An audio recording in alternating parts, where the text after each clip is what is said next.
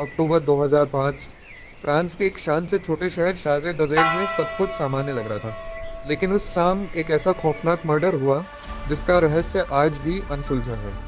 20 साल बीत चुके हैं, लेकिन सवाल आज भी वही है।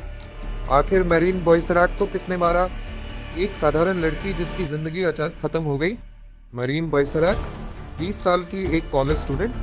वह अपने माता पिता और दो भाइयों के साथ फ्रांस के लियोन शहर के पास एक शांत घर में रहती थी। मरीन को जानने वाले कहते थे कि वह बहुत शांत, समझदार और सावधान लड़की थी। वह अजनबियों पर आसानी से भरोसा नहीं करती थी। कुछ समय पहले ही उसका अपने बॉयफ्रेंड लुडोविक से ब्रेकअप हुआ था, लेकिन बताया जाता है कि लुडोविक इस ब्रेकअप को स्वीकार नहीं कर पा रहा था। किसी को नहीं पता था कि कुछ ही दिनों बाद मरीन की जिंदगी हमेशा के लिए खत्म होने वाली है। 11 अक्टूबर 2005, मौत वाला दिन। उस दिन मरीन की क्लास जल्दी खत्म हो गई थी। दोपहर में वो घर पर अकेली थी। शाम करीब 5 बजे उसके पिता काम से वापस घर लौटे। घर में अजीब सी खामोशी थी। उन्होंने मरीन को आवाज़ लगाई, लेकिन कोई जवाब नहीं आया। फिर उनकी नज़र लिविंग रूम पर पड़ी। सोफे के पीछे मरीन की लाश पड़ी थी। उसके शरीर पर चाकू के 12 वार किए गए थे, कुछ वार पेट में और कुछ पीठ पर। पूरा घर खून से भर चुका था। घबराकर उसके पिता पास में रहने वाले फैमिली डॉक्टर को बुलाने दौड़े, लेकिन तब तक बहुत देर हो चुकी थी। मरीन मर चुकी थी। लेकिन असली डरावनी बात अभी बाकी थी। घर का दरवाज़ा टूटा नहीं था। मतलब मरीन ने खुद कातिल को अंदर आने दिया था। यानी वह कातिल को जानती थी। जांच शुरू होती है। पुलिस को बहुत कम सुराग मिले, लेकिन कुछ चीज़ें बेहद रहस्यमय थी। पहला सुराग, एक जूते का निशान, जूते साइज 43। दूसरा सुराग, मरीन के कपड़ों से मिला एक अनजान आदमी का डीएनए। लेकिन सबसे डरावना सुराग था एक फ़ोन कॉल। जांच में पता चला कि मरने से ठीक पहले मरीन ने अपने फ़ोन से एक मैकेनिक को कॉल किया था।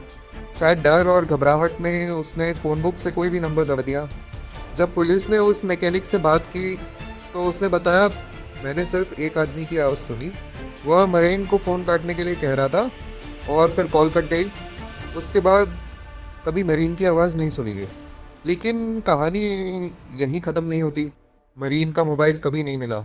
मर्डर वेपन भी गायब था, जैसे कातिल सब कुछ अपने साथ ले गया हो। पर कारण साफ था, वह ब्रेकअप से परेशान था। उसे पता था कि उस दिन मरीन घर पर अकेली होगी। 2006 में पुलिस ने उसे हिरासत में लिया। 33 घंटे तक पूछताछ हुई, कोई सबूत नहीं मिला।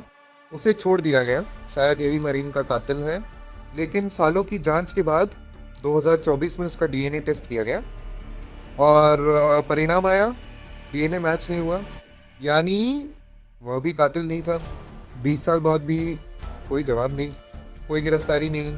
सिर्फ सवाल, क्या कातिल उसका कोई करीबी था? क्या वह एक्स बॉयफ्रेंड था, या कोई ऐसा इंसान जिस पर मरीन ने भरोसा किया? एक बात आज भी जांच करताओं को परेशान करती है। अगर मरीन इतनी सावधान थी तो उसने दरवाज़ा खोला ही क्यों? बस आज भी मरीन का परिवार इंसाफ का इंतज़ार कर रहा है। और कहीं ना कहीं फ्रांस की किसी सड़क पर एक कातिल आज भी खुला घूम रहा है। और शायद